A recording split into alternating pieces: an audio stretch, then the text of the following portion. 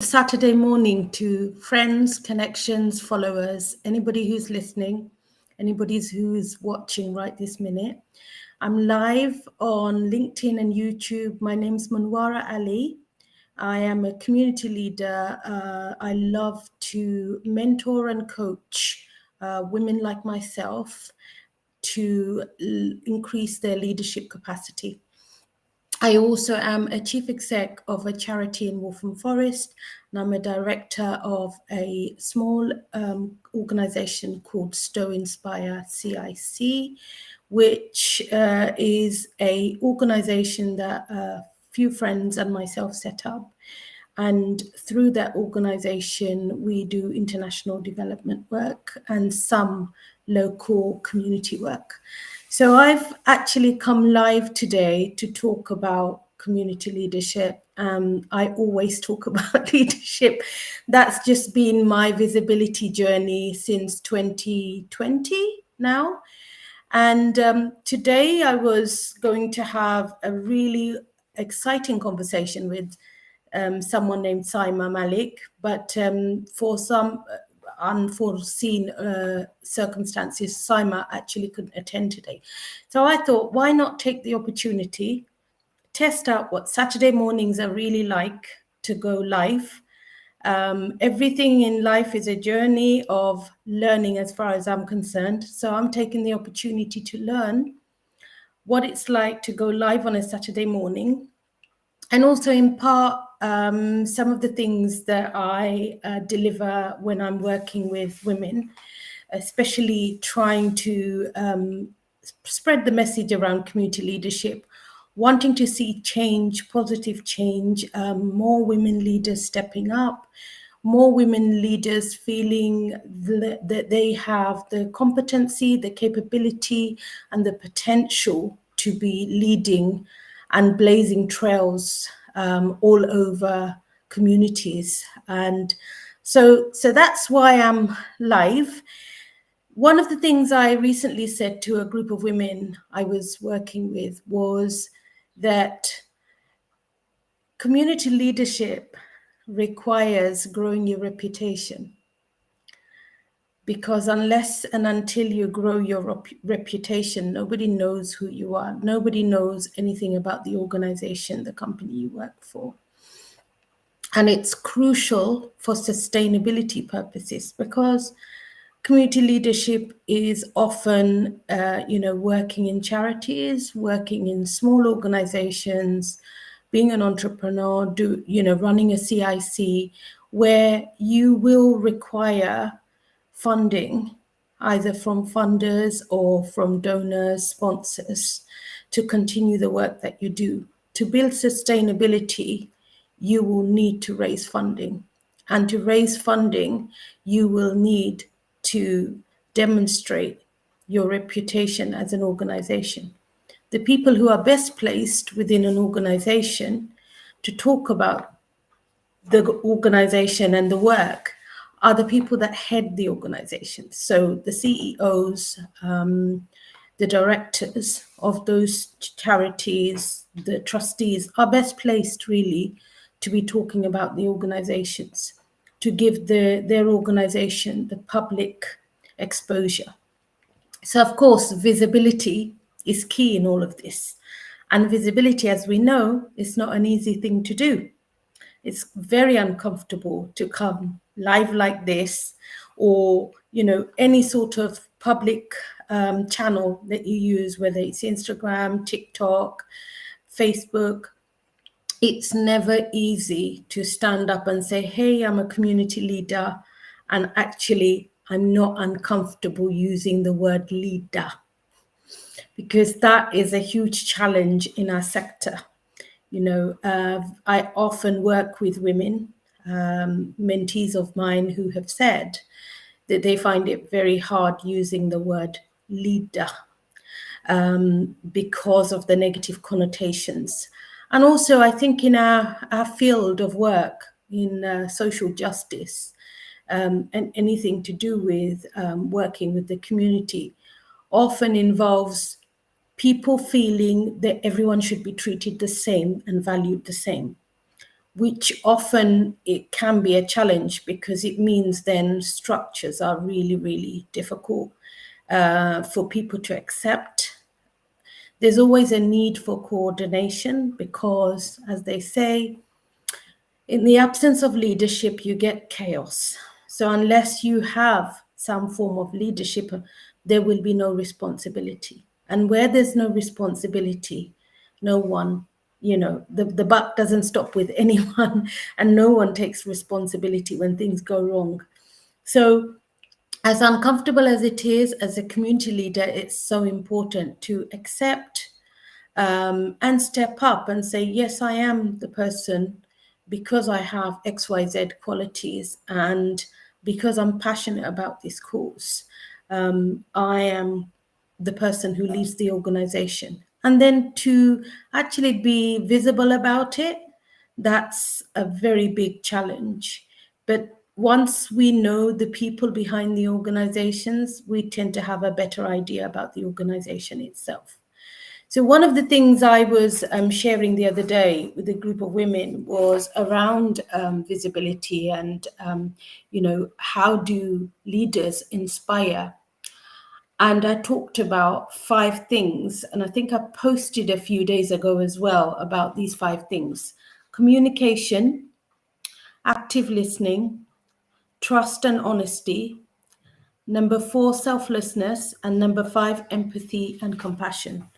Now, I don't think these are things that are new to anybody, any of you, but in reality, all of those 5 attributes that require you to inspire a community are not easy to actually demonstrate unless you are visible. Because how can you visibly demonstrate your communication if you're not actually using communication channels publicly? How can you say that you are actively listening if, again, there are things happening in the community and you're unaware? How we communicate with the world out there gives us a clear indication, or gives others that are listening to us a clear indication of us listening and knowing what the problems are at the moment. So, for example, in my case, you may have followed some of my the information I've shared, the work I've been getting involved in. A lot of it's been focused towards the cost of living crisis, housing advice, for example, befriending, tackling isolation since the pandemic, tackling isolation in the most vulnerable within our communities. So that is my way of communicating to the wider community. I am aware, I am listening, and I am aware of what's happening. And as a direct result of my listening, I am doing something about it. The third one about trust and honesty.